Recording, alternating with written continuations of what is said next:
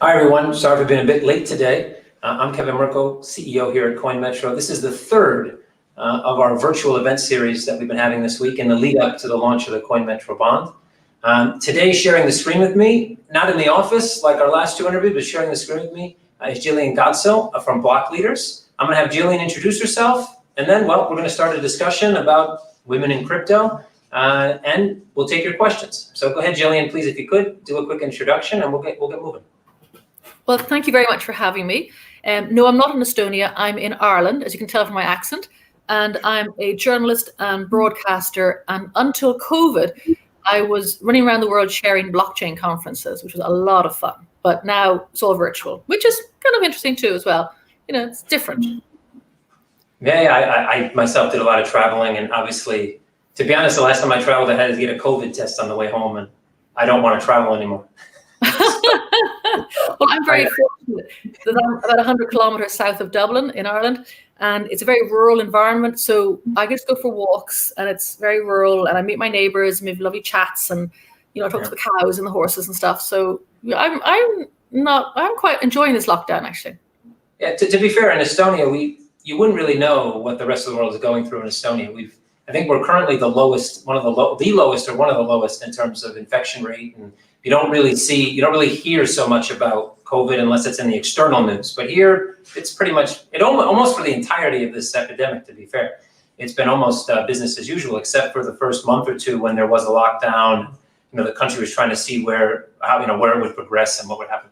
Anyway, this isn't a COVID talk. So no. Well, we are in lockdown too here, but we won't. That's it. That is true. It might be in the context, but at least that's not our topic for today. No. So before we get started, just let everybody know, if you have questions while we're talking here, please feel free, pop them into Facebook events, pop them into Twitter, or pop them into YouTube, depending on where you're watching us. Make sure you subscribe, click all those nice thumbs up buttons and heart buttons and all those good things.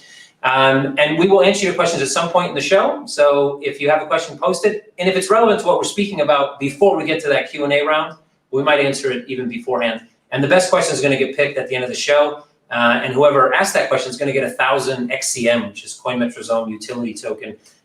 So yeah, please make some good questions, send them to us, and somebody's going to win a prize. So that's pretty cool. So here we go. So topic today, women in crypto, and are we there yet?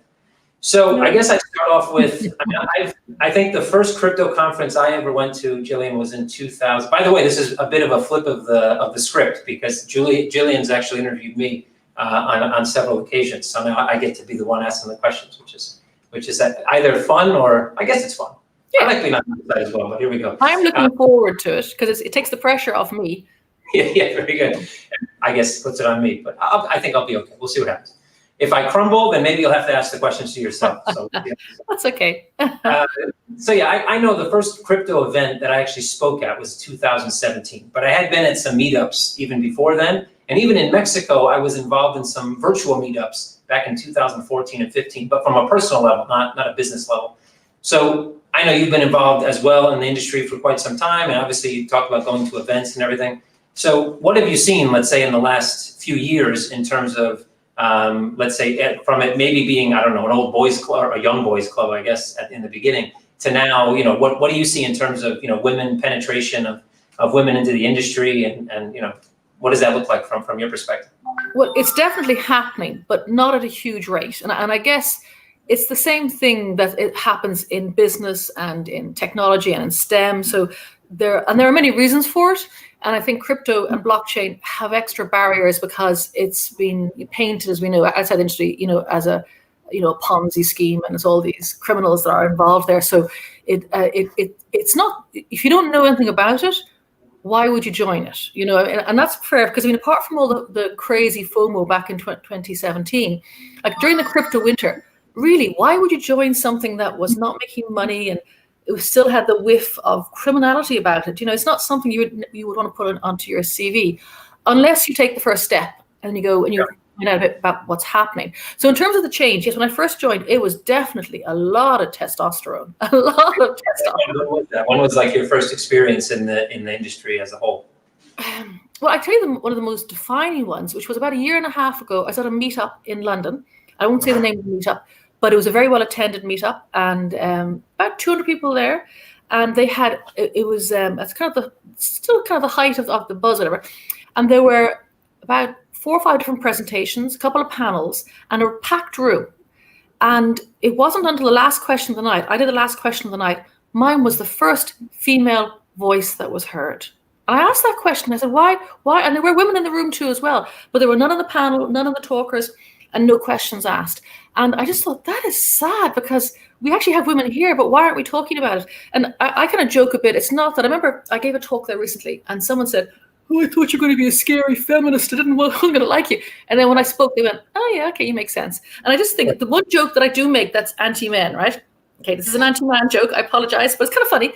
And the joke is if the Lehman Brothers had been the Lehman sisters, we mightn't have had the financial crash in 2008. Boom, boom. That's my one anti-man joke. But it's not. It's the same way. If you all of anything, whether it's all women, all one color, all one sex, all one creed, you get that staleness, and it doesn't have to be men, white men, middle-aged men, but it's or young men, whatever. But if you don't have diversity, you just all think the same things. You're like sheep.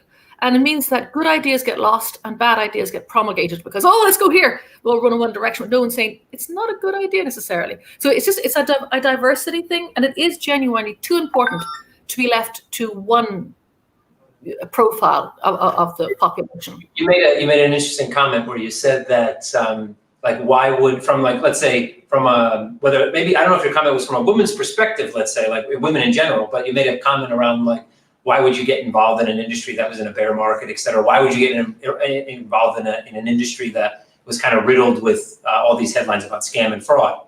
Obviously, a lot of guys got involved in the industry around that time. So it kind of proves your point that you just made now, which is that that women's perspective and women actually make good decisions. I mean, and somebody out there didn't realize that already, women are pretty good at making decisions. And obviously, they made some good decisions, maybe even by not being part of this industry.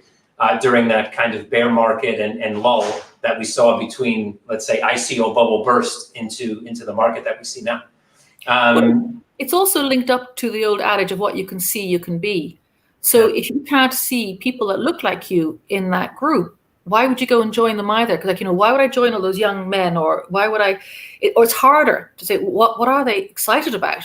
What's making them sort of tick? And it's harder to break that across the floor, if you like. It's just a bit, one step more difficult. And whether it's criminality or it's just different, I don't know, why would you join, I don't know, in a pub, why would you go to a corner where there was all men in one corner as opposed to, I'm laboring my point here now, but it is what you can see, you can be. That's actually a good point. And at the end, we have women in crypto, are we there yet? So my question, I guess, based on that title would be, what is there?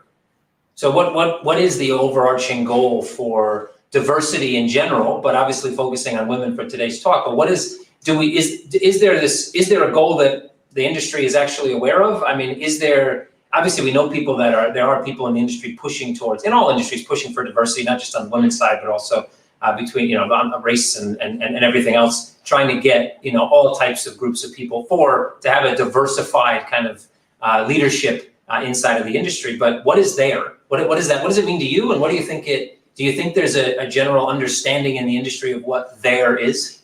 Is there some goal that's out there?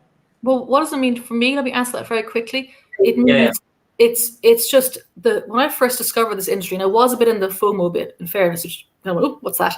But when I just understood the different projects, the projects are just amazing. And there's so much innovation. I lived through the dot-com boom, which was all about innovation and technology. Very exciting. But there wasn't much social good happening there. It was disruptive, but it was more like, let's be really clever about this. Whereas the disruptive nature of this industry is literally about making things better. We know we live in a very broken world. It's very polarized. You only have to go across the pond to see where family members are not talking to each other because it's so polarized. I've never seen politics in the Western world be quite so vicious, and I don't care what side you're on. It's just both sides are incredibly intolerant of the other sides, and it's horrible. So we live in a world that's very broken. The flight of wealth from the middle class to the uber rich and the poor, the broke, they're still broke anyway. So everyone's broke now. So it's not a great world that we live in at the moment. And for me, when I discovered the blockchain and say the kind of ethos around it, so it's innovative, it's disruptive, but it's thinking about making things better. And it's unthinking things. So a lot of the conditions we have inherited in this world have been because we kind of like almost like blindly walked into them. Like why do the banks have so much control? Why is there so much corruption? What all these things that are sort of people used to believe in the bank. Our bank managers used to be respected members of society. Less so now, and I'm not anti-bank managers per se. I'm not going after them, but it's not so much the same sort of prestigious, respectful thing that it was before, because we know the banks don't serve the people anymore. So the blockchain for me personally was, I have children. Well, they're grown-up adults, but I want them to live in a world that's fair, it's equitable, and where people can, through hard work and education and passion, make something of their lives. And right now, you can't do that. You have to have so much privilege. It's not even a little bit. You have to have a lot of privilege to be successful. And then why are people coming into it now? And I think it's mostly because in 2008, going back to the financial crash, it was a breaking point for many people. Obviously, that's when Bitcoin was written, but it was a breaking point for people when they realized that the banks were being bailed out and the little people weren't. And I think it's the first time that people suddenly went, oh, this isn't right.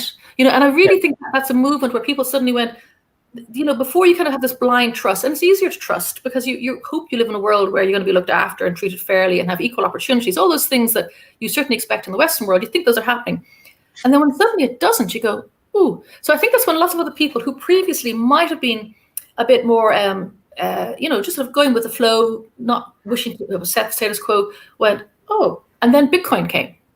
And all that interest about it, and it's like, oh, there is a different way of doing things. So I think those are the two reasons why people are now moving much more quickly into this space. Yeah, I would agree. I think I got into this industry for some of the same reasons, and additional reasons as well, but definitely some of those reasons ring true with me as well. And I think that crosses borders. That has nothing to do with, I think, women or men or race or creed or color or anything like that. I think initially, especially even in the early days when you had these kind of anarchists, these kind of anarchists that kind of were in the Bitcoin bubble before it really even started to emerge to the public, they might have had obviously some ulterior motives as well. But underneath those ulterior motives, I think some of these motives were still there. I mean, it was about kind of breaking the system. Maybe they looked at it in more of a nefarious type way, but they wanted to break a system that they felt was unjust, unfair, etc. And I think you just kind of rang that bell as well. And we do have an unjust, unfair system, for even, unless you're that super privileged, there's a lot of things you don't have access to. Obviously, economic inequality, which is, a huge problem around the world. Not that Bitcoin has generally solved that, but I think that, blockchain and DLT in finance will eventually help solve that income inequality. So I think that's super important as well. So I think it's interesting just to note, sorry, to add on to that the social equality that we expect, and again in the Western world, I'm not trying to be judgmental or anything like that, but we kind of people vote, they have access to welfare systems and to housing and all of the rights that we expect. They've been eroded. That's the really interesting thing. We had a lot of them. We had them in spades. Like in my parents' time, there was an expectation you could say work hard, get an education, and go on. But for my children, that's not there. That's only, well, it was two generations, my parents to me, and it's gone. They unless they are incredibly lucky, they don't have that same expectation. That's weird. Yeah, that's very true. I think that the world has changed so much from what, normal, let's say normal people 30, 40, 50, 60 years ago could have a normal job, buy a home, to go put their kids through college. And 40, 50 years ago, families were 6 or 7 children. That was the average. My family. We're 6. In a lot of post-war world, there were lots of children, and they could still make ends meet. And nowadays, even if you have a decent job and you have one child, it can be quite difficult to maintain. So the world has changed a lot, and not necessarily, the money has trickled up, not down. Yes. And that's for sure. And I think, from my perspective, for let's say women in crypto, I kind of equate women in crypto to bald. This might sound a little weird at first, but bear with me. To kind of bald white guys in crypto, and I'll tell you why. When I first started, I kind of felt like a minority in the industry because I was a bit older than everybody else in crypto, at least, and everybody had man buns and tattoos, long flowing hair tied up on the top of their heads, and I was the one guy in the room that I don't know if I wore a blazer or not. I probably had a t-shirt on, to be fair, but still, I looked a lot more like from the traditional side than they did. And at that time, all the kind of traditional, when I would speak, it was kind of, everybody found it funny, KYC, AML, travel rules, FATF, all these things. And it was funny. It was funny. Like it brought laughter literally. And at that time, I don't remember seeing women, even in 2017, 18, just like you mentioned, I don't really remember seeing, I'm talking very small percentage of women that were making their way into the industry. Whether that was because of maybe intimidation kind of factor, maybe it was simply they weren't welcomed. Maybe, I don't know. Do you feel that, you said that it could have been their own decision. Let's say they see the industry and say, why would I get involved in that? But, there's always, there's risk. There's lots of women that are risk takers, right? The fortune favors the bold, and there's lots of women that have done great things in the world by being very bold and making bold decisions. So obviously there is definitely a large group of women out there that would like to take the risk. Do you feel that there was other factors that why it's taken so long, even up to this point, where PayPal is coming into crypto and where we have Fidelity and all these big businesses, but we still, now to be fair, in traditional finance, there's not a huge representation of women either. That's the reality. But do you feel that there's some other, there's something else that's kind of impeding this to happen? Is it maybe simply that traditionally, I don't know if I'm not a woman, but I think when boys and girls have that talk with their parents about going to school and college and university, is there still like this kind of, science and computers and tech and all these things? Are women just simply not going that route because they feel that's not where they should be going, or even if they may be interested? I mean, is there more of like a systemic issue, or is this just a crypto thing and kind of related to risk and kind of unknown? A lot of questions there. I'll answer one of them first. The risk. I can call it up into one idea at the end for you. Well, I think the risk thing is important to note that there is this idea that women are risk averse, but as you pointed out, there are many women, undocumented largely, who have done huge things in the world. Explorers, inventors. There's a huge range of women that just were never documented, and so largely people think that the men are the only risk takers, mostly because of battles. I don't know what women like to battle as much as men, but they're huge adventurers and explorers and innovators. And then this other idea about actual risk, apparently that comes from a study that was done like in the 50s, whatever, a prominent study that interviewed women about risk. And they said, would you try a new financial instrument, whatever? And women in the 50s tended not to, they weren't familiar with financial instruments. So they kind of went, ooh, no. But they were also asked in the same survey, would they, if their husband brought home, again, there may be a home mother, brought home a business partner, would they try a new dish? And they said yes. So that's it. So that means that their appetite for risk was there because they would chance a new risk in the area that they were familiar with, but they said no to this other unfamiliar. So I think the risk thing has been largely it's misguided. I thought at first it was a risk thing. It's not a risk thing. It's just because women are quite risky, and I know that because I've done many things in my life that could be considered risky. Like I changed the law here in Ireland and I ran for the European parliamentary elections as an independent. They're mad things to do. Why would you do that? So I think women have a bigger appetite for risk. There is the problem again, and it's what you can see because, there's a great Facebook little video that was put up, probably by the Dutch because they're so good, or maybe the Swiss or the Swedish, whatever. And they gave to kids, sort of small kids, 7, 8 kids, and they gave them tasks to do. And they were grouped in a boy and a girl. And at the end, they had about 3 or 4 kids. They gave out the reward, and the boys got more than the girls. It was about the pay parity, whatever. And they asked the kids, and the kids went, why am I only getting this? And some of the girls just took the boys, they just grabbed it. And other boys felt it and they poured it in. So children have no concept of why a man should be paid more for a woman for doing the same work.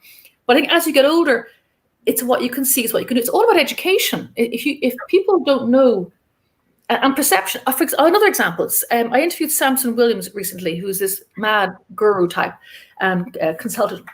He's big into space now. His whole focus is space. And when he's describing space, he said, the rockets, they're just like the Ubers, and the astronauts are the Uber drivers. So right now in this world, we think astronauts are amazing people, and they are amazing. Of course they are, they're exceptional, but they're not as exceptional as the people that are going to go after them. And in fact, the person that could fix the AV is going to be a lot more important in space because you want to make sure you got your air than the Uber driver who dropped you off there. So it's perception. It's all these things we've got to keep on working on. And we're human beings. We're not static. We're always a project in work. And when new things come up, we need to figure out how to get the best brains in there. And that's male or female, whatever. Agreed. Women have obviously proven through the test of time that they can do pretty much everything men can do.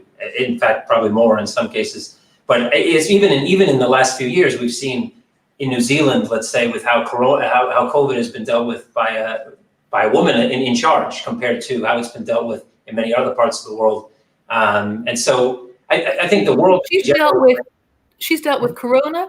She's had a baby. There was a shooter, and she did all those things while having a baby, and just. And re-elected.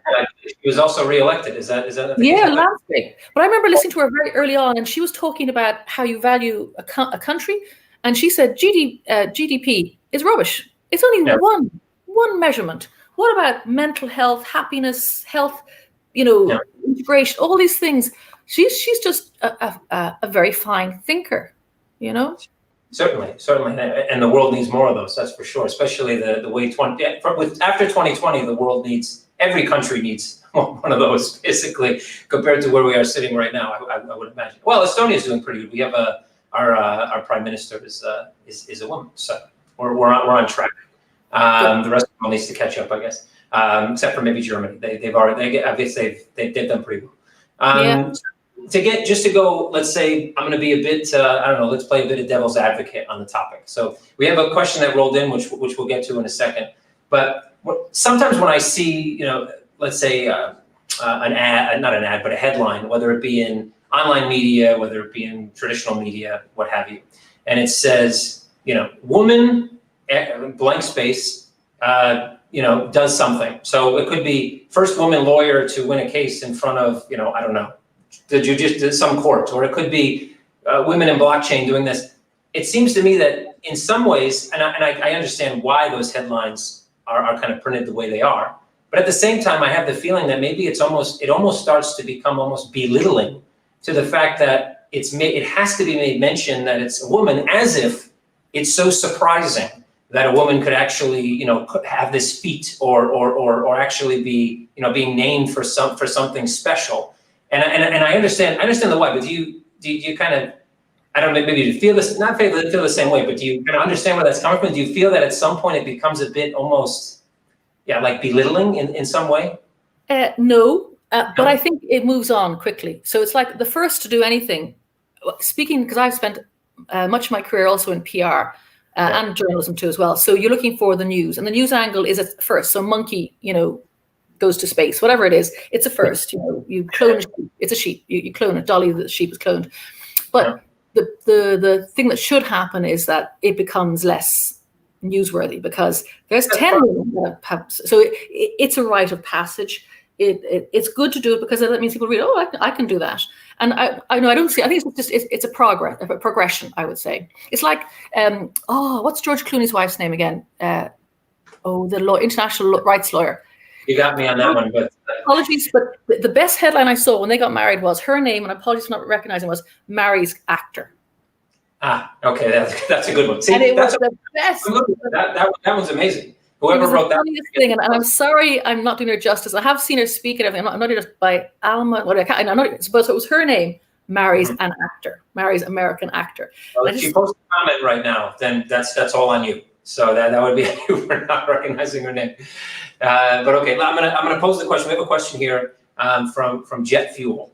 Jet Fuel 12 on YouTube says, "Do you agree with gender quotas, even if that meant that the other gender may not get an opportunity?" So this is a question that's posed a lot when you talk about quotas with anything, whether it be race or gender. So go ahead, Jillian. What's your take? Let me talk about political gender quotas.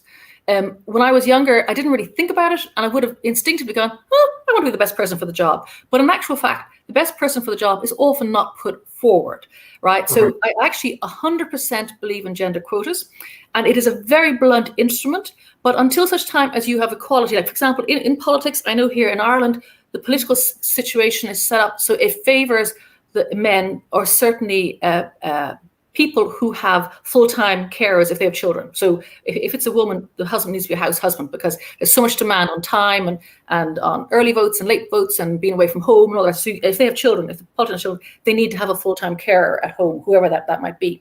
And typically here in Ireland, it's the woman who would be that person. So it's very hard for women. And so those things are wrong. Because I know here in Ireland, Vodafone, Anne O'Leary is the CEO of Vodafone. She has banned, because they're very big on diversity, she's banned meetings before 9 and after 5. Well, maybe in Zoom it could be different, but before that, because parents need to drop kids off at creches. It also means that anyone who wants to go and play golf at 5 on a nice summer's evening can often do it. So it benefits everybody. Going back to the gender quotas, if you don't equalize it, like apparently it's been studies done, if we have gender quotas here in Ireland, not full ones, but they're getting there, political parties won't get funding unless they've got 30%, I think, female on the ticket. But if you don't do that, it would take like 200 years to equalize the men and women in Parliament. And that's wonky because we are a population of 52% women and 48 men. So we need to have people making decisions need to be women as well, and other diversities too as well. So it's a very blunt instrument, but it does work. And the one I want to add to as well, I was actually chairing a Women in Tech conference in Dublin a couple of years ago, and there was a chap there who, I won't say where he was working from, but he was the chief diversity officer from a hardware company. Okay. And he came on and he had the long grey hair and he was very cool. And he said, "Oh, I don't believe in it at all." I'm going, "Well," he said, "so why would I promote a woman for her to fail?" I went, "Oh, I got you there." Because why would you promote a woman? You would pick a woman that would be the most able, and then you would support her. Why would you pick a man to fail either? I mean, that doesn't really make any sense. That's a ridiculous statement from the beginning. And I'm just so burned. I walked away before I twigged it. And so, the second part of his question, even that meant the other gender does not get an opportunity, they will in time. And it's like men always have had the opportunities, all the opportunities, and women are trying to get them. So it's, it's a bit bumpy, but it's not a perfect system. But once we have equality, then and the same too as well. Why aren't more men nurses? Why aren't more men in the caring professions? Why are men made to be, I'm the big macho man, where they might want to be artistic and floaty and do other stuff too as well? So push gender quotas in other areas as well. Why not? Yeah, I agree. You should always hire the person that's best fit for the job. And whenever I've hired anyone, I've never picked someone because they're a man or a woman for a specific role.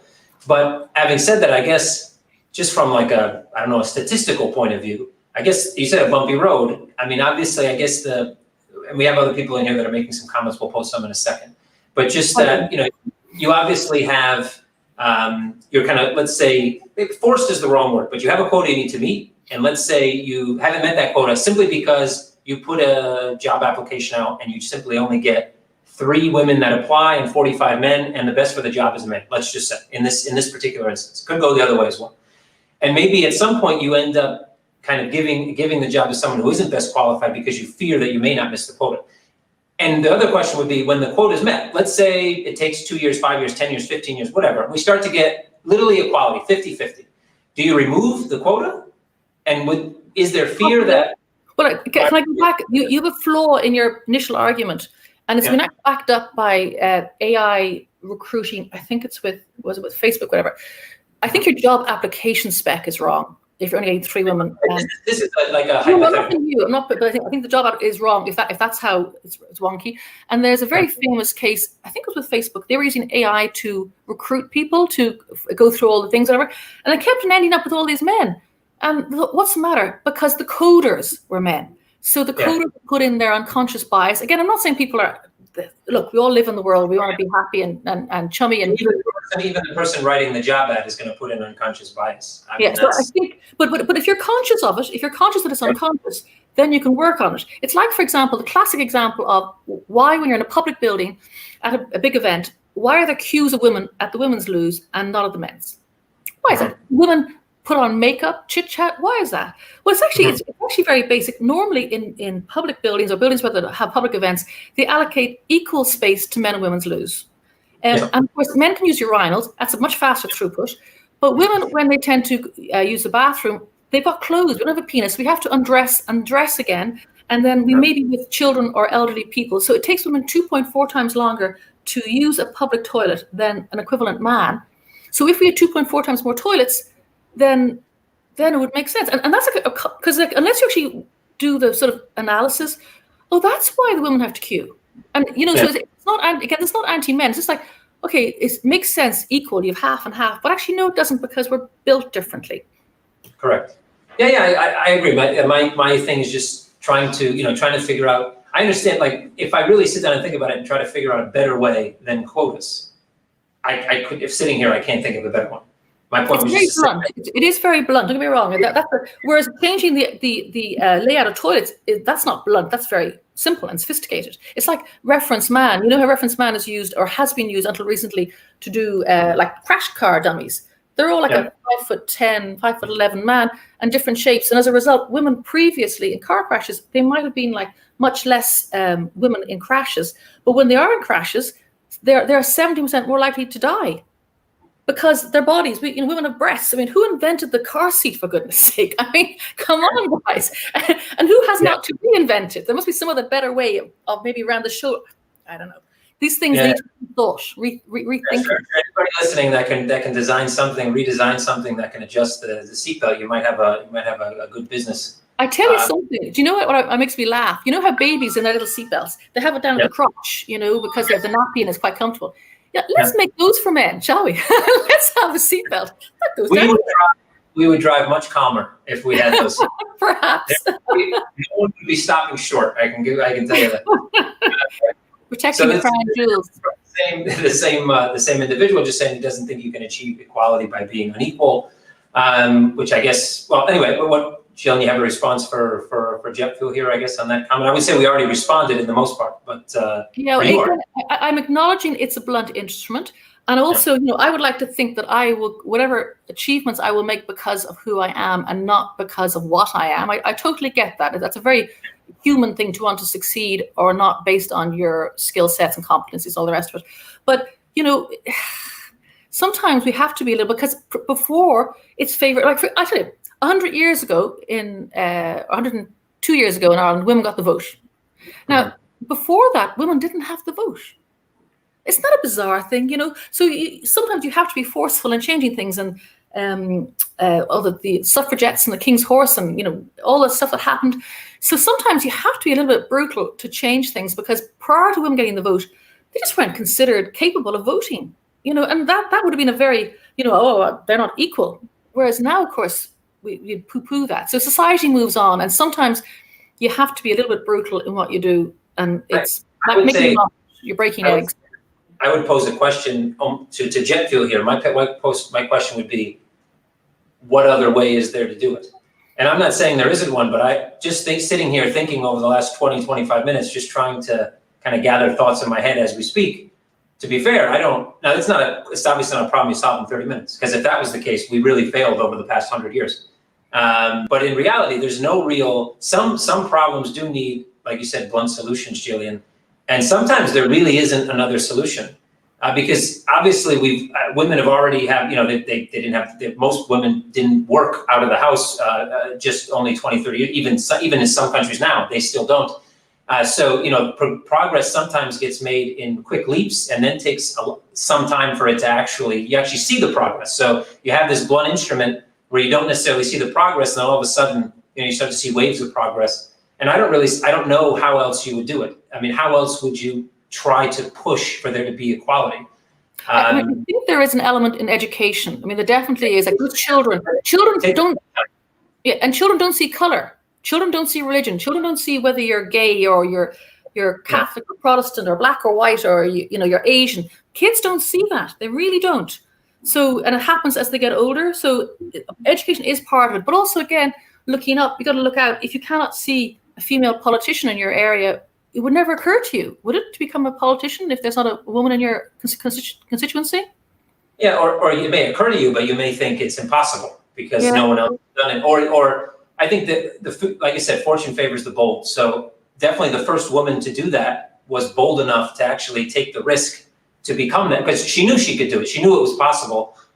But then there's many people, both men and women, that may know something should be possible, but don't want to take the risk to be the first. So it takes a very special person to know that the odds are against them and still take the risk.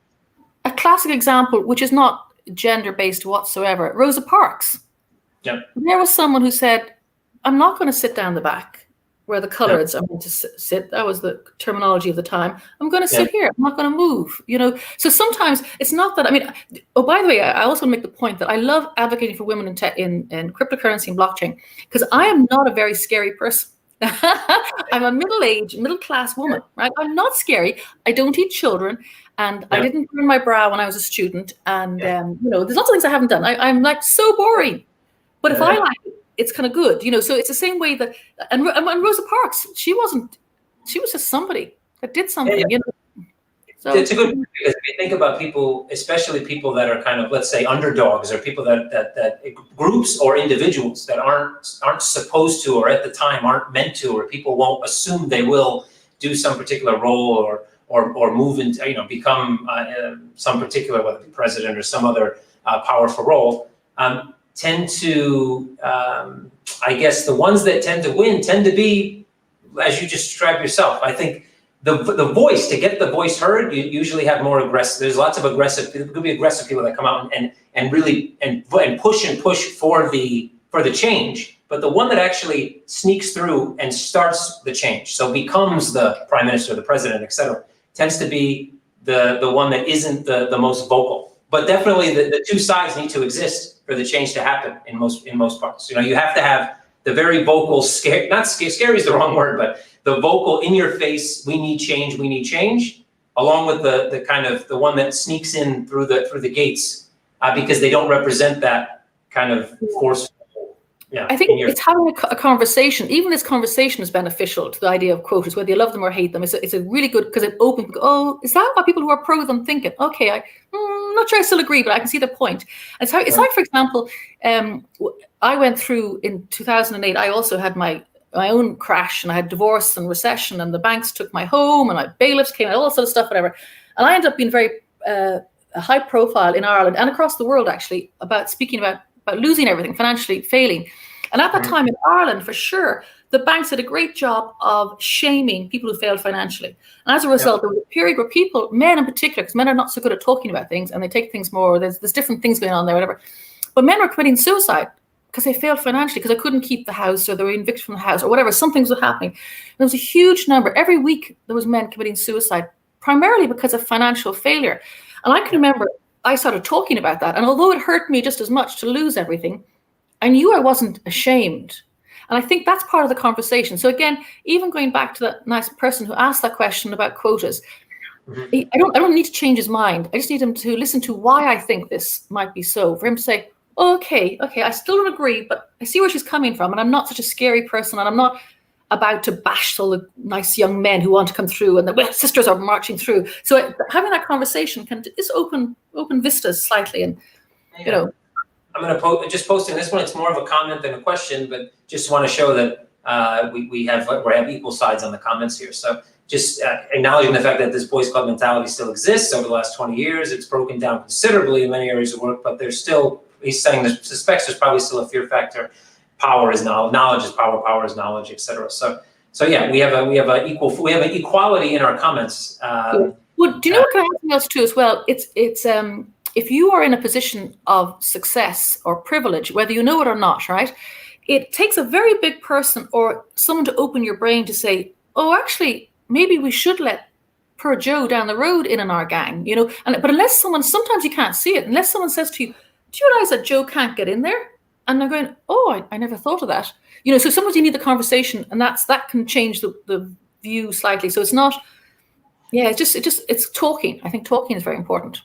Yeah, and this is, we'll bring this one up, and then I'm going to ask, I guess we'll go through our final kind of comments here. We're a bit over time anyway, but we've been able to do it, so we'll continue to roll a little bit. But just from Noel Armoro here on YouTube, just saying this issue could be solved through education, which we've already discussed. The young generation, he highly doubts that the way a job application is written. So I guess speaking to a bit of that bias can result in this, 30 women, 40 men mix. I don't know. I think you'd be surprised. Can I give one more little example of really clever stuff at unconscious bias? There was a time when, and I forget which concert orchestra it was, even though they had a very good, what do you call the thing before, conservatoire, whatever, they had lots of really good people coming through, but there were still like 70, 80 men to 20 women in an orchestra. And it's a kind of, playing an instrument is a gift that doesn't really depend on being a man or a woman, the passion of it. And they thought, why was that? So they said, I know, we'll do our auditions behind a curtain. So we can't see if it's a young student, a man or a woman. And they still got the same thing. What was going on? They then did the auditions behind a curtain and on carpet. So they couldn't hear the sound of the voice. Women tended to wear shoes that sounded different from men. And they ended up recruiting 50-50. Isn't that, and this is like a real, it's like, whoa.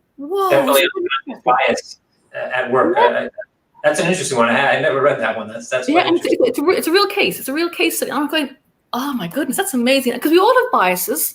You know, we try to get rid of them. We try to learn and go in this world and become better people and become more and more open. Of course we do, but we still have, I've got loads of biases. My kids say, Mom, how would you say that? I'm going, did I say that? What did I say? Yeah. Everybody has their baggage. I think the older you get, the obviously you carry things with you through life. You add new biases. I mean, biases, especially unconscious biases, is when you know it exists. Like you said, you can fight it. You know it's there, so you can kind of consciously try to understand when you're falling into that unconscious bias. But still, it's still unconscious bias. So obviously, there's still going to be biases that you don't even realize that are there. You know what I don't like? I consider myself a very open mom. You know, my kids went mad because I wrote erotica trying to save my house when my younger was still in school. She said, Mom, why did you do that? And I said, I'm so sorry. I tried to save my house. So I would say myself really open in many, many, many ways. But I have a trigger with tattoos. Yeah, I have the same. Weird. My kids have tattoos, and they say, Mom, get another tattoo. And I go, oh, and they do it on purpose. And I try so hard, and it's a trigger. And my oldest daughter hid a tattoo for me for about 3 years, and in those 3 years, on one Father's Day, we were walking together. My two oldest daughters and myself were in Mexico City, going to have dinner, and I had this long conversation. It just came out of nowhere because some girl walked by about their age with lots of tattoos. And I said, Jesus Christ, don't ever do that. Like, it's just, so I laid out this whole, it wasn't unconscious. This was just straight bias, to be fair. And I remember looking, and she was kind of uneasy about it, but it didn't really trigger to me at the time. And then about a year and a half later, she came and she's like, I saw the tattoo somehow. She had it on like, it was somewhere you don't see all the time, but I ended up seeing it. I said, what is that? She's like, yeah, I got it 2 years ago. And then, I'm like, So anyway, bias doesn't work anyway, especially with your kids. You can have all the bias you want. Then they do it. Exactly. All right. So Jill, before we go, obviously you're here kind of representing block leaders. So I'm going to let you talk a little bit about block leaders, talk about what you guys are doing, and go ahead. What your ethos is, all that good stuff. Okay. Well, I want to say, I love this industry. And I'm fintech. I've got 30 years of fintech, and I lived all around the world, Australia and Singapore and everything. And I always in fintech. Started off in PR, moved into journalism, a bit of activism in the middle, running for Europe, all type of stuff, whatever. But now I'm in full-on journalism, which I really adore. Block Leaders has been a joy for me for the last 2 years, because I get to interview the most amazing people in this space. So Block Leaders, as one of our real unique things, is that we get people. We don't just do the press release on them. We figure out who they are, what makes them tick, why their ideas are exciting, what they're going to change. So I have the best job in the world. I used to love the chairing conferences as well. That was really interesting. But despite that, I can't really do that at the moment. I love, because these people in this space are fascinating, and they're brainy, and they're smart, and they're kind, and they're a bit mad. And it's the best thing ever. So Block Leaders is a lot of that. And we're going on to some huge moves soon. We're going to be relaunching the whole site, having a lot more exciting news and other elements and a lot of different platforms. But I think at its heart, it's a very sincere site, because we're not saying, give us a Bitcoin and we'll run your press release. It's real people, real stories, and real projects. Very cool. Very cool. Yep. There's actually something we won't say anything about it right now, but there's something in conjunction between CoinMetro and Block Leaders. So we're going to be assisting Block Leaders in part of that push forward, and I guess there'll be some news coming out that in due time. But something exciting in the works there as well. So that's really interesting. Anyway, Jillian, we went a bit over time. Actually, we have one. I'll throw this one up because it came up in the end, and I think it'll be a nice little back and forth before we call it a day here. So we already kind of touched on this, but let's take a few minutes and just touch on it a bit more. So, why are men not inclined to become nurses or preschool teachers? Why isn't anyone shouting about having gender quotas in those specific fields? Well, thank you. I actually said this earlier at the end of my rant and rave about the quotas, and I said the same should be applied to the caring professions, because men are equally, if not more capable than lots of other women, being caring and kind and thoughtful and all the things that you need to be a nurse. You need to be smart and bright and look after people's health and their, all that emotional intelligence that you need as well. Oh yeah, I totally agree. I think we should have a big push to recruit more men and let men cry. Let men have emotions, because wouldn't it be so much nicer to have someone, a life partner, that next to you that is capable of emotions, as well. And it's not just the women. Yeah. Allow emotions. Yeah. Yeah, I agree. I tend to agree with that. I would say that probably why we don't, to answer the comment as well, probably why we don't see an outcry is simply because it's the same thing that recently in the world, we've had a lot of, we have had COVID this year, a lot of things. We had Black Lives Matter, for example, and I was on a few panels that discussed Black Lives Matter, and there would always be someone on the panel that would say, well, all lives matter. And when the person that was there talking about Black Lives Matter, what they would the normal comeback to that would be is, that's right, but specifically we're talking about Black people in the context of what is happening specifically in the U.S. at the time, and this is kind of our moment. So while we agree all lives matter, it's a moment to shine a light on one specific problem that's occurring and fix it. And I think it's kind of the same thing here. So generally, men don't have an issue, broadly speaking, about equality at the workplace. There may be an issue in specific workplaces, but women, at least historically, have had that issue in every workplace. I think there's one other element too as well, is that it's the pay scale. Because, For sure. I think a lot of the jobs that women do more than men are very badly paid. Nurses don't get paid much as doctors, carers, less again. So a lot of those jobs, the caring sort of jobs, if you like, that are dominated by women, are low pay or no pay. So I think that's why there isn't the same outcry, because yes, you can be a carer to your parents at home if you want to, Yeah, that's actually really true. And that's a whole nother problem. Yeah. That's tied to the gender gap, obviously. All right, Jillian, I very much appreciate you being here. Thank you very much. I think we had a great conversation. We had some good questions that came in. Thanks everybody for asking your questions. Obviously, like I said, we're going to pick one. You'll be notified probably with what channel that you actually posted your question. And somebody's going to win 1,000 XCM, so that's cool. This is a very interesting topic. It's only going to get, I think, more and more coverage until it's fixed. So we should expect more and more coverage on this topic. It is an interesting one. Lots of psychology here, lots of all this unconscious bias. I'm definitely going to check out what Jillian mentioned about this, the orchestra picking without being able to hear the high heels versus the flats. I think that's quite interesting. So it's mad. Yeah, the important thing is, as Bob Hoskins used to say in that telecom BT ad in the UK, it's good to talk. Whether it's on mental health, diversity, gender equality, Black Lives Matter, it's talking that you mightn't convince the person you're talking to, but they might see something in your view that would make them think twice before they do something in the future, or embrace, or whatever. But the talking is we're human beings, we're made to talk. Yeah, you don't assume somebody else knows your plight or your opinion. So you have to make those things heard. If you don't, they're not going to know for the most part. So I agree with that 100%. Anybody, everyone else, we have, I think tomorrow's an AMA actually. We have an AMA scheduled at CoinMetro tomorrow, so that'll be our normal scheduled programming. Next week, we're going to pick up with some more virtual events, so stay tuned for that. Make sure you check Facebook, make sure you check YouTube and Twitter, and don't forget whitelisting for the CoinMetro bond ongoing until tomorrow when it goes live to early whitelisted clients and then to the public on Tuesday. So check it out at bond.coinmetro.com. Check out block leaders at blockleaders.io, Jillian? Yep. Perfect. All right. Thanks everybody for coming, and see you next time. Cheers. Thank you.